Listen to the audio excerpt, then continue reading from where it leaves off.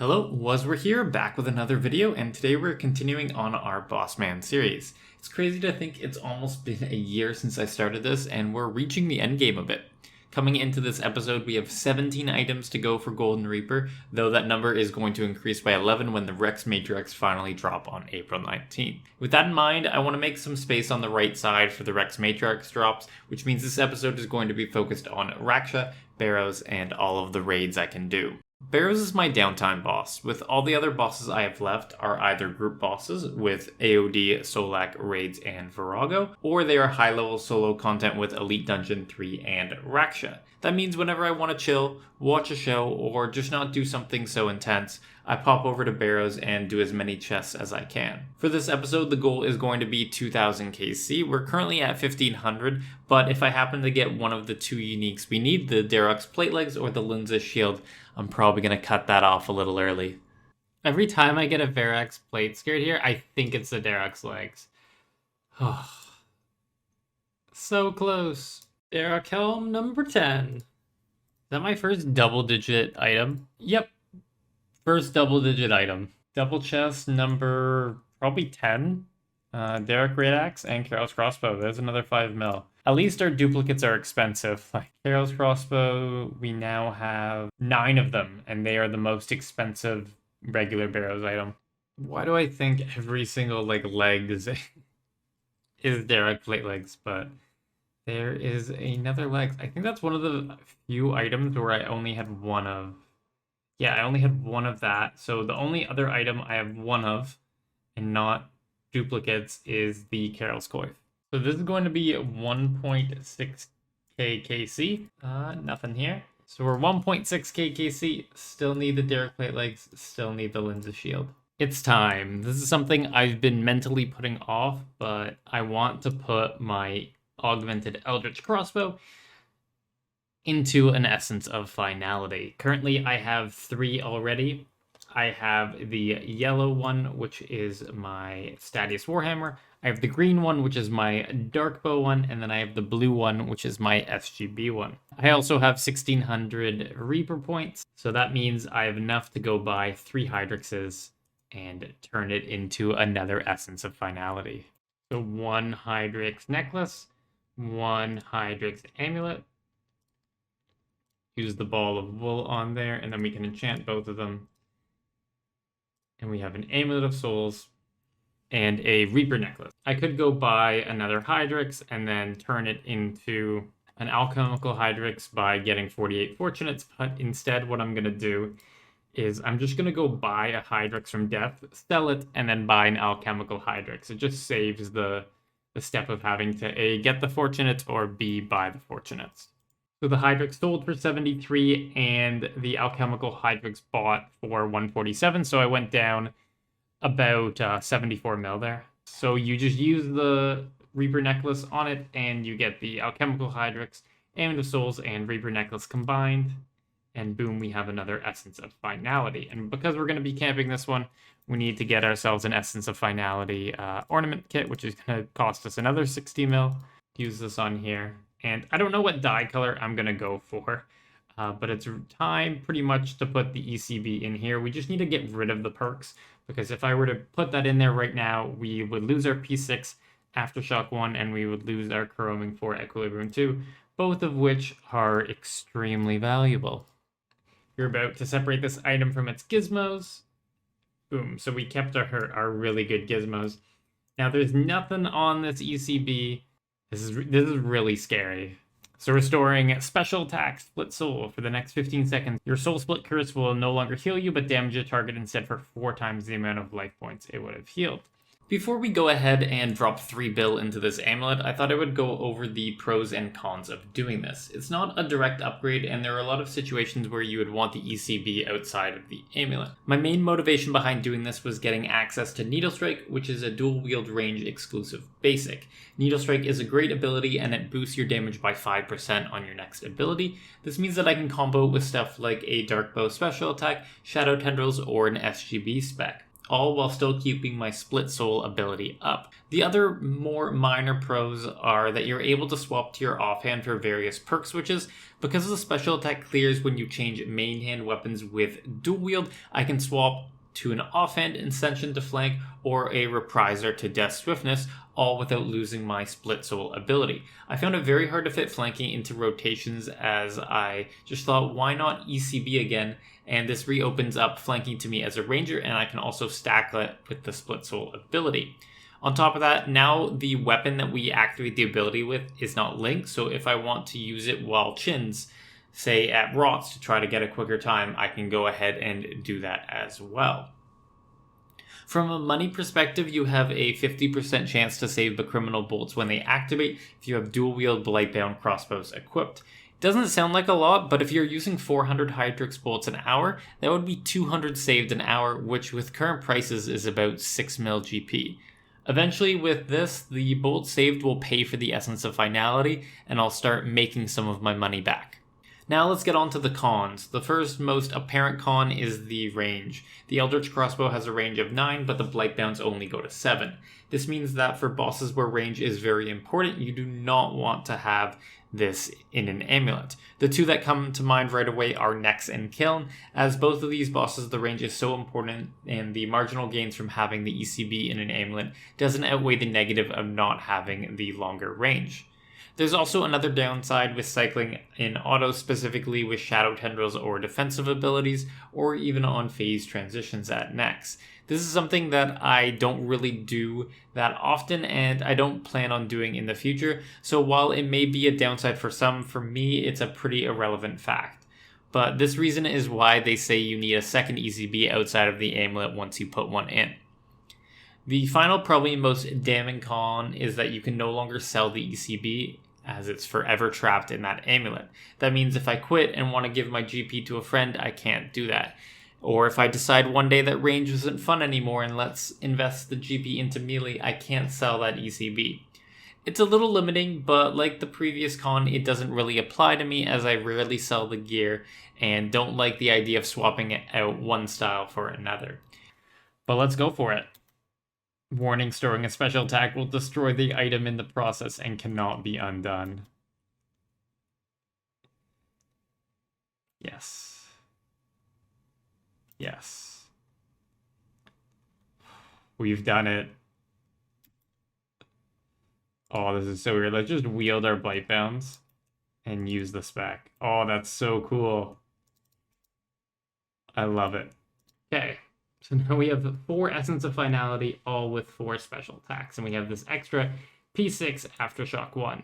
Now our Planted Feet switch needs to be a dual wield item now, because if I try to swap the Sun Sphere, then it takes both of these items off, and that's really annoying.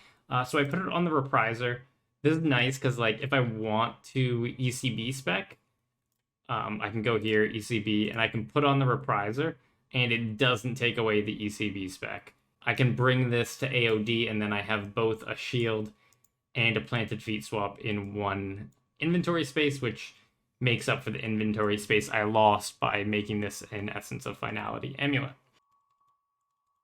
Oh, yes! Greco! Yes! The amulet pays off. We got a Greco. 657 mil split. This is more than I paid for my Greater Ricochet. Oh! Got my Fleeting Boots! Yes! That is a unique first kill of the hour. Woohoo! 16 items to go! Let's go! Oh, I'm so happy. Oh, I got another pair of boots. But these ones are shit. I'd feel a lot worse about this if I didn't get the fleeting like half an hour earlier. So unfortunately, because we are duoing, I can't actually go ahead and just keep these boots. I do need to sell them to see what the split would be. So first we have the Laceration boots, which are worth like jack shit. Yeah, 2.5 mil, 38. So they're about mid price. Yeah, so 38.4, 40.9. So that's 2450k each. Oh, Blast Diffusion boots. I saw the broadcast first. Oh well. I don't care too much about getting the bad boots now because I have all three, but it's something. I've been practicing with the ECB amulet at Raksha, and it's very, very different. You spend around 500 kills doing things one specific way, and you completely change how you're doing it, and it's hard to adjust to that new way. The biggest challenge I had was always being aware of what amulet I had on as I was rotating between 3 at Raksha, and the best fix for it was when I used an EOF spec, I thought to myself, okay, what spec am I going to use next? And if it was different from the amulet I currently had on, I would swap to that amulet. This all culminated in a solo PR of 305 after about 3 hours of learning how to use an amulet, and it's something I'm quite proud of. Some fine-tuning of the last phase could see an improvement and a sub-3 time in the future. Oh, we got some laceration boots. It's funny, the inert adrenaline crystal is almost worth as much. Oh, look at all these people, like, they all know how bad this is. Oh! Another pair of boots, this time it's fleeting. That's worth something. Like, if we continue here, we just got laceration, now we got fleeting, so we gotta jump ahead too, and our next drop's going to be Greco. This is awkward. So, I thought I was recording, but I wasn't. And we got a Greater Chain Ability Codex. That is our 4th codex. Well, it's our fifth overall codex, but it's our 4th chain codex. We have 4 of them now, and we still need Greco and Spike. We are, what's that, 655 KC. Back to back, question mark? No. Oh! Oh my god, so this is the Shadow Spike. So this is pretty big for multiple reasons. First of all, it's another unique. So we have 15 items to go now, which is pretty freaking crazy. At the same time, I now will be finishing the Raksha log on a Greater Ricochet, which means the giveaway will be a Greater Ricochet, which means the giveaway will be 1.4 bill. Oh my god. That's crazy. Anyway, Shadow Spike. Like another 100 mil. I think it's 115-ish. With us getting the Shadow Spike and now being a Greater Ricochet off title, I thought I would talk about the giveaways a little bit. As you may or may not know, I give away the last item that I get for the collection log. And there are a total of 7 of them left, and there's some specifications I want to make. Specifically with group bosses. So I'll use Solak as an example. Say I get a Marathel staff, and then I have to give away an offhand Blightbound crossbow. We're in a 5-man team, we get the drop.